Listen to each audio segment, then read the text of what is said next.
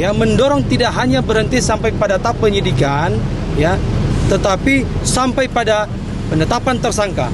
Kalau perlu bukan hanya kepada yang terlapor yang ada namanya, tersebar namanya di publik ini, tetapi kepada afiliator-afiliator lainnya yang terlibat dalam judi online berkedok trading ini. Selamat datang di Nalar. Kali ini kita akan membahas kenapa model bisnis investasi binary option atau yang lebih kita kenal dengan nama binomo dapat menghancurkanmu. Seperti pernyataan yang sudah kalian dengar sebelumnya, kuasa hukum korban binomo menyebut bahwa binomo adalah judi online berkedok trading. Dalam hal ini, judi didefinisikan sebagai sesuatu yang bersifat spekulatif, berisiko tinggi, membuat kecanduan, dan menjanjikan kekayaan dan kemenangan dalam waktu singkat.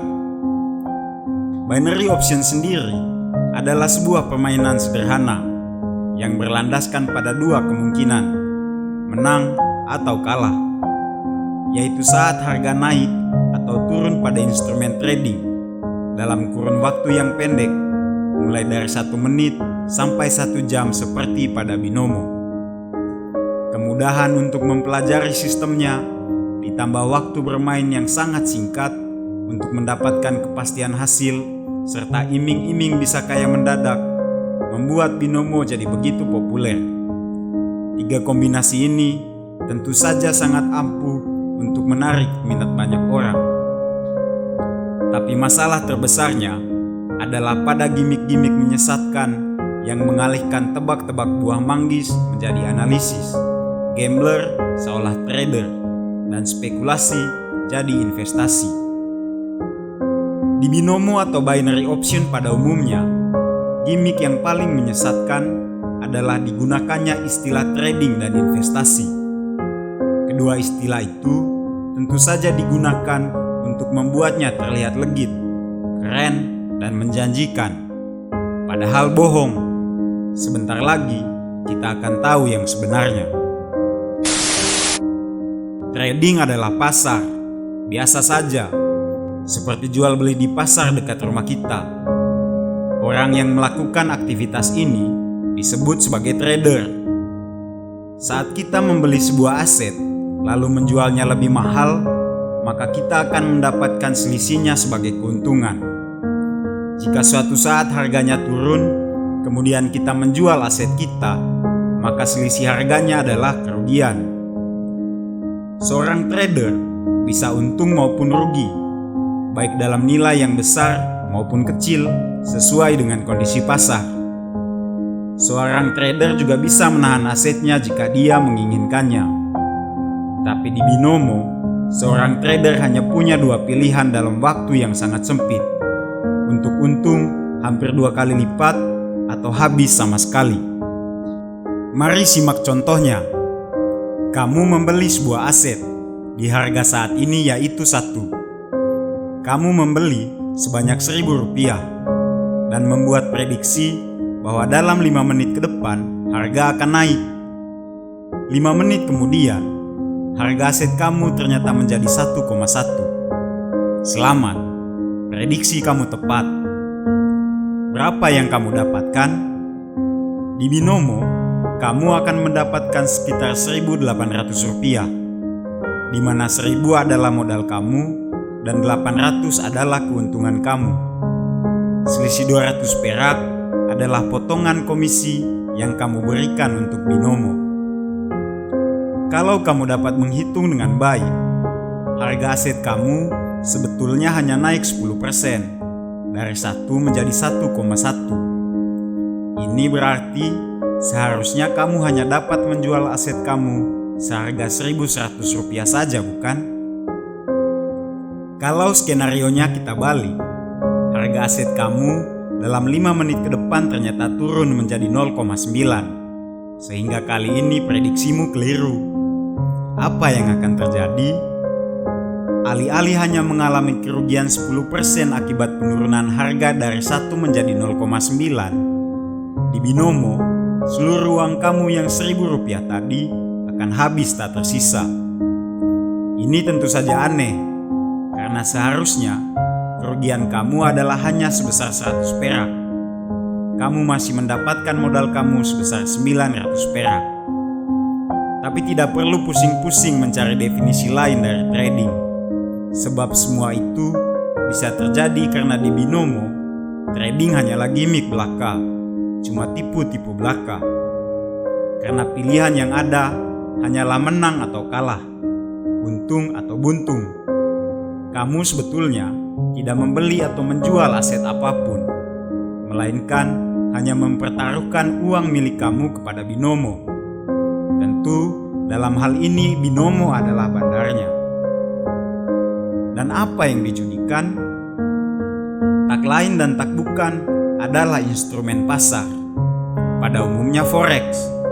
Selain menawarkan banyak pilihan, berjalan non-stop hampir 24 jam, fluktuatif, dan yang paling penting dapat dikait-kaitkan dengan trading serta investasi, sehingga tak hanya mengaburkan esensinya, tetapi juga lebih mudah untuk dipelintir. Lalu apa itu investasi? Menurut Benjamin Graham, gurunya Warren Buffett, investor paling hebat sedunia, dalam bukunya yang berjudul Security Analysis, tindakan investasi adalah tindakan yang melalui analisis menyeluruh, menjanjikan keamanan dana pokok, dan memberikan keuntungan yang memadai. Tindakan yang tidak memenuhi syarat tersebut disebut spekulasi. Dalam 10 tahun terakhir, tercatat kerugian yang dialami oleh masyarakat akibat skema bisnis macam ini mencapai 117 triliun rupiah.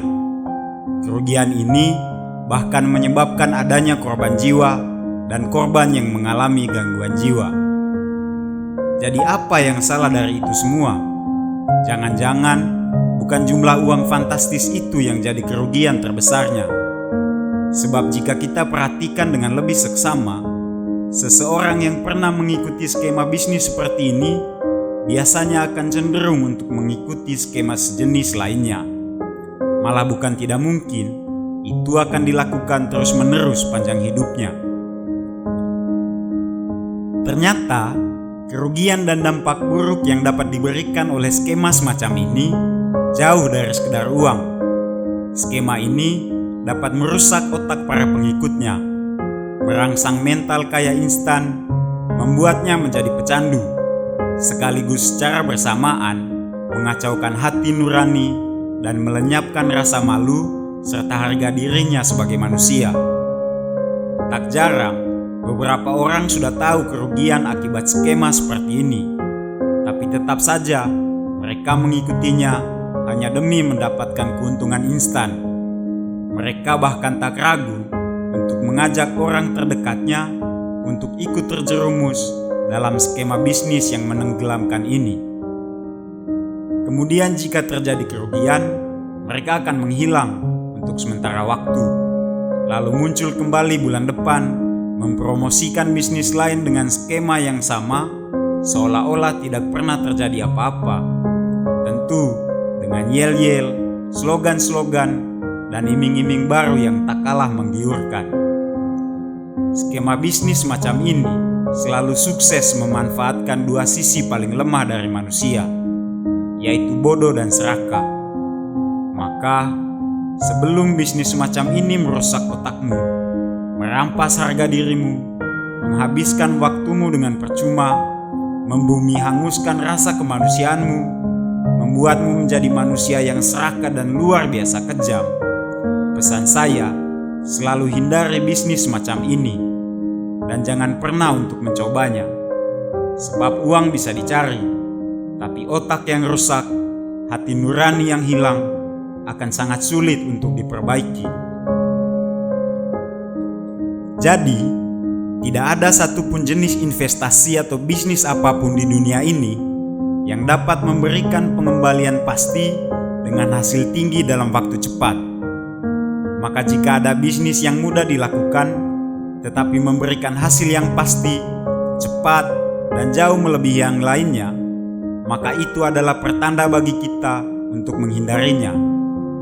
Dan last but not least, selalu ingat-ingat ini: jika sesuatu terlalu indah dan terlalu mudah untuk betul, maka itu pasti tidak betul. Too good to be true. Tim Liputan Suara Indonesia melaporkan.